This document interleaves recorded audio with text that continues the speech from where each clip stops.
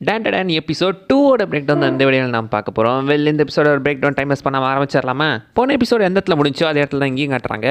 பார்த்தீங்கன்னா போன எபிசோட் லாஸ்ட்டில் நம்ம கென் டக்ககுரா உட்காருன்னு பார்த்தீங்கன்னா அவனோட உண்மையான பேர் ரிவீல் பண்ணியிருப்பான். அவனோட உண்மையான பேர் கென் டக்ககுரா.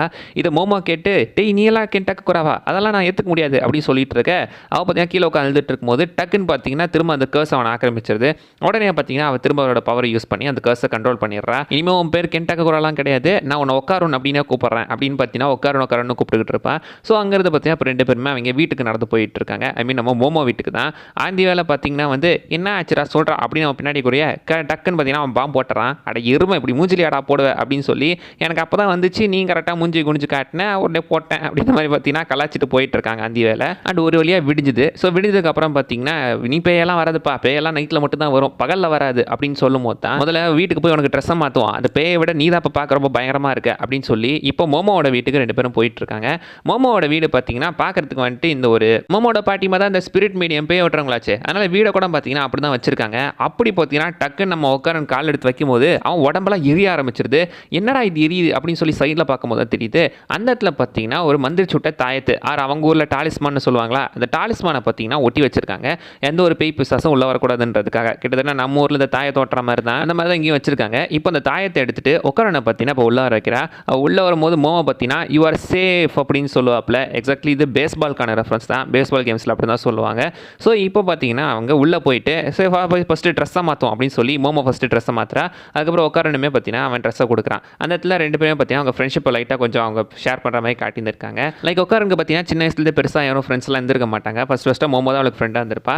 அது மோமோ சொல்லுவா, உன்னால் தான் நான் இப்படி ஆகிட்டேன், நீ தான் நீ கூட்டு போய் இப்படி பண்ணிட்டேன் அப்படின்னு சொல்லும்போது அதெல்லாம் கிடையாது, உன்னால் அப்படி ஆச்சுன்னு மாற்றி சொல்லிட்டு இருப்பாங்க. அப்போ தான் உட்காரன் என்ன சொல்லுவானா, நான் கொஞ்சம் விசித்திரமான ஆள், எனக்குன்னு பெருசாக ஃப்ரெண்ட்ஸ் யாரும் இல்லை, என்னால் தான் உங்களுக்கு இப்படி ஆச்சு, இந்த பிரச்சனையெல்லாம் முடிஞ்சதுக்கப்புறம் நீங்கள் வழக்கம் போல் என்னை இக்னோர் பண்ணிடுங்க, நீங்கள் என்னை கண்டுக்க வேணாம் அப்படின்னு சொல்லிக்கிட்டு இருப்பான். டேய் அப்படிலாம் இல்லடா சோடா புட்டி, உங்ககிட்ட பிரச்சனை என்ன தெரியுமா, உன்னை தேடி வர ஃப்ரெண்ட்ஸையுமே நீ உள்ள செத்துக்க மாட்டேன்ற, அவங்களையுமே விலக்கி விடுற, அதுதான் உங்ககிட்ட பிரச்சனை அப்படின்னு சொல்லும்போது அங்கே தான் நம்ம மோமோ என்ன சொல்கிறா, அந்த கேள்வி பார்த்தீங்கன்னா உன்னோட எலி கொஞ்சம் எடுத்துட்டாலாண்டா அப்படின்னு சொல்லும்போது அப்போ தான் உள்ள பார்க்குறான், உன் எலி கொஞ்சம் கொத்தா பிடிங்கிட்டாங்க டே, இப்போ அதான் திரும்ப மீக்கணும் அப்படின்ற மாதிரி அவங்க பேசிக்கிட்டு இருக்காங்க. அண்ட் அப்போ தான் மோமோ எதுவாக இருந்தாலும் ஓப்பனாக என்கிட்ட பேசுகிறா அப்படின்னு சொல்லும்போது தான் அங்கே அவங்க ரெண்டு பேத்துக்குள்ளேயே அகைன் பார்த்தீங்கன்னா ஒரு சின்ன வாக்குவாதம் வந்துகிட்டு இருக்கு. அண்ட் அடுத்து பார்த்தீங்கன்னா வெளியே ஏதோ ஒரு டோர்பெல் அடிக்கிற சத்தம் கேட்டுக்கிட்டு இருக்கு. இந்த டோர்பெல்ல இது வரைக்கும் பார்த்தீங்கன்னா அவங்க வீட்டில் யாரும் அடிச்சதே கிடையாது. ஏன்னா அவங்க வீட்டில் இப்படி ஒரு டோர்பெல்லே இல்லை. மோமோ என்ன சொல்கிறான்னா, இப்படி ஒரு டோர்பெல் சத்தத்தை நான் கேட்டதே இல்லை அப்படி மென்ஷன் பண்ணியிருக்கா. ஏன்னா இவங்க வீட்டுக்கு ரெண்டு டோர்பெல் இருக்கு. ஒரு டோர்பெல் மனுஷங்களுக்கு, இன்னொரு டோர்பெல் தீய ஆன்மாக்கள் ஈவில் ஸ்பிரிட்ஸ்க்குலாம் பார்த்தீங்கன்னா அந்த டோர்பெல் அதுங்க தான் வந்து அந்த டோர்பெல் அமுக்கிட்டு இருக்கோம். அப்போ வெளியே இருக்கிறது என்னது அப்படின்னு சொல்லி பார்த்தீங்கன்னா ரெண்டு பேரும் வெளியே போய் பார்க்கும்போது பார்த்தீங்கன்னா திடீர்னு இருட்டாகுது, மலை மேகம் மாதிரி சூழ்ந்துகிட்டு இருக்கு. அண்ட் அந்த மொத்த இடத்தையுமே இப்போ ஏதோ ஒரு தனி ஒரு டைமென்ஷன் மாதிரி ஒரு சிவரு பார்த்தீங்கன்னா மொத்தமாக கவர் பண்ணிடுது. அவங்க மொத்த வீட்டையுமே அந்த ஃப்ளாட்டையே கவர் பண்ணிடுது. ஏன்னா இது இப்படி பண்ணி விட்டாங்க அப்படின்னு பார்க்கும்போது தான் தெரியுது, அந்த செவுத்துல டாலிஸ்மான் ஆக்சுவலி மோமோ கையோடு தூக்கிட்டு வந்திருப்பால, இப்போ அதை கொண்டு போய் அங்கேயே ஓட்டணும் அப்படின்னு எடுத்துகிட்டு போகிறா. வெளியே போய் அவங்க நிற்கும் போது தான் அந்த இடத்துல அவங்க ரெண்டு பேரும் மூக்கிலேருந்துமே ரத்தம் வருது. ஏன்னா அந்த இடத்துல இருக்கிற அந்த ஒரு ஸ்பிரிச்சுவல் ப்ரெஷர் ரெண்டு பேரையும் பயங்கரமாக போட்டு அழுத்திட்டு இருக்கிறதுனால அங்கே தான் ஒன்று தெரியுது. மேலே பார்த்தீங்கன்னா ஒரு ஏலியன் வந்துட்டு இருக்கு. லேட்டரான இந்த உட்காரன்னு தான் பார்த்தீங்கன்னா மெஷர் பண்ணியிருப்பான். அது ஒரு ஏலியன் ஃப்ளாட்வுட் மான்ஸ்டர் அப்படின்னு மெஷர் பண்ணியிருப்பாங்க. அதனால் ஃப்ளாட்வுட் மான்ஸ்டர்னு கேட்டிங்கன்னா அமெரிக்காவில் ஃப்ளாட்வுட்ன்ற இடத்துல தான் முதல் ஏலியனை பார்த்துருப்பாங்க. இது ஆக்சுவலி ரியல் லைஃப்லேயே இருக்குது, அதான் இங்கேயுமே வச்சிருக்காங்க. அண்ட் அந்த ஃப்ளாட்வுட் மாஸ்டர் கிட்டத்தட்ட ஏதோ ஒரு சுமோ ரெஸ்லர் மாதிரி தான் பார்த்தீங்கன்னா பண்ணிட்டு இருக்கோம். சுமோ ரெஸ்லர் மாதிரி சண்டை போட்டுக்கிட்டு இருக்கோம். ஸோ இப்போ இவங்க ரெண்டு பேருமே தப்பிச்சோட ஒரு கட்டத்துக்கு மேலே இனியெல்லாம் தப்பிச்சு ஓடிக்கிட்டு இருக்க முடியாது, எதிர்த்து அடிச்சா தான் நம்ம நிற்க முடியும் அப்படின்னு சொல்லி இப்போ பார்த்தீங்கன்னா அது கூட சண்டை போகிறதுக்காக போயிட்டு இருக்காங்க.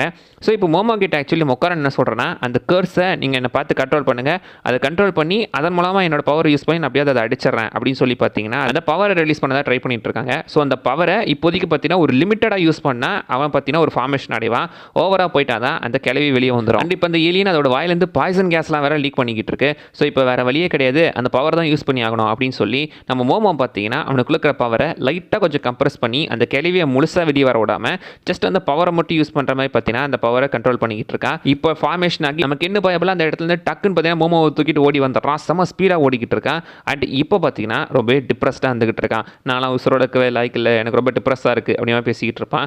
ஸோ அந்த ஆன்மாவோட நெகட்டிவ் எனர்ஜி இவனை ரொம்ப டிப்ரெஸ் ஆகிட்டு இருக்கு. ஸோ இப்போ அந்த மாஸ்டர் மாஸ்டர் பார்த்தீங்கன்னா ஓங்கி அவனை ஒரு அடி அடிக்க வர அந்த மாஸ்டரோட எல்லா விரலையும் பார்த்தீங்கன்னா அவன் கட் பண்ணிடுறான். கட் பண்ணி எகைன் சண்டைக்கு போகலான்னு பார்க்கும்போது அவன் வாயிலிருந்து ரத்தம் வாந்தி எடுக்கிறான். என்னடான்னு பார்த்தா தெரியுது அந்த பவர் அவன் ரொம்பவே பார்த்தீங்கன்னா ஓவராக யூஸ் பண்ணிட்டான்.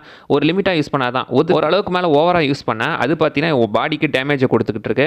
ஸோ இதுக்கப்புறம் டேமேஜ் ஆகாமலாம் சண்டை போகிறது கஷ்டம், எப்படியாச்சும் ஃபைட்டை சீக்கிரம் முடிக்கணும் அப்படின்னு சொல்லி இப்போ பார்த்தீங்கன்னா அந்த ஃபைட்டை எகைன் கண்டினியூ பண்ணுறாங்க.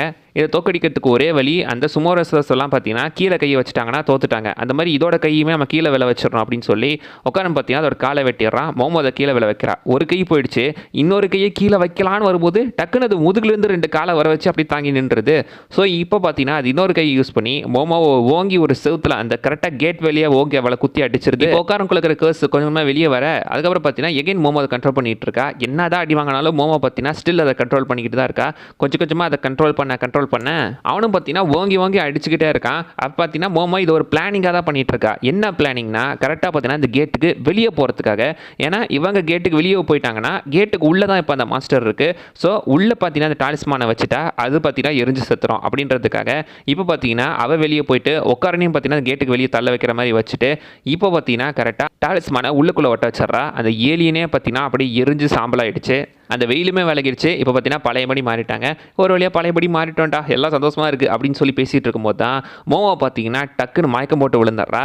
இப்போ அந்த கேர்ஸை கண்ட்ரோல் பண்ண ஆளாதனால உட்காரக்குள்ள இருக்கிற அந்த கேர்ஸ் வெளியே வர ஆரம்பிக்குது. அது கரெக்டாக இப்போ மோமோவை டார்கெட் பண்ணுது. அதோட பார்த்தீங்கன்னா இந்த எபிசோட முடிக்கிறாங்க. நல்ல ஒரு கிளிஃப் ஹேங்கரில் தான் முடிச்சிருந்துருக்காங்க. அடுத்து என்ன ஆச்சுன்றதை அடுத்த எபிசோடில் பார்க்கலாம். அது வரைக்கும் பை பாய்.